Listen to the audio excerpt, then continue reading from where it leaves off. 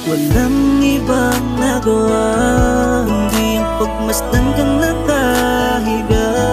Bakit ikaw ba? Ang kaya naman ng tadhana. Ngayon wala ka na, paano na? Kung mabubuhay ng mag-isa. Ang sinisigaw ko lang ngayon ay ang hustisya. Hindi ko akalain na mawawalay ka pa. Mga panahon na magkasama ay isang malungkot na alala. Hindi ko na alam kung kakayanin na nangyaring to. Naging ba't ikaw pa ang napiling gawin ng ganito? Ano bang kasalanan ko?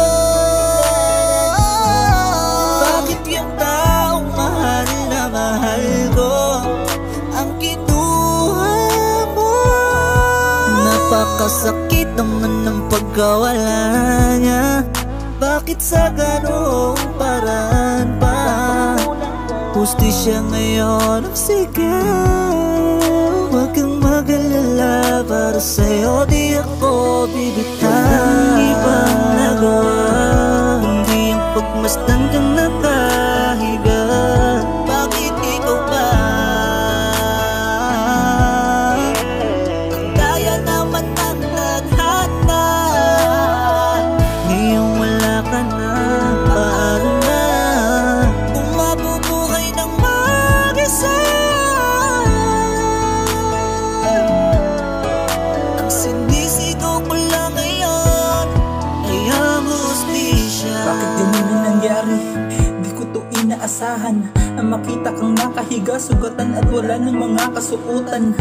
Di ko man lang naabutan, nabuhay ka pa aking mahal. Kung alam ko lang na ganito ang mangyayari, sana hindi ko na lang hinayaang ikay mag-isa. Sana ngayon ay kasama ka pa. Masyado kong naging kampante, naging komportable, walang mangyayari sa iyong masama.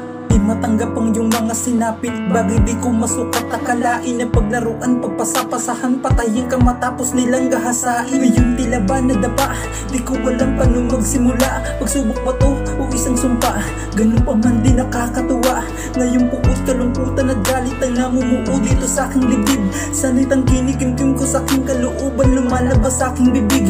Panginoon, sana bigyan niyo po ng katarungan ng kanyang sinapi. Tulungan niyo po akong makamit ang katarungan sa dinanas niya na pasakit. Para sa iyo naman aking mahal, pinapangako ko sa iyo to. Hanapin ko ang katarungan ng station na dapat para sa iyo. Walang ibang nagawa, hindi yung pagmasdan kang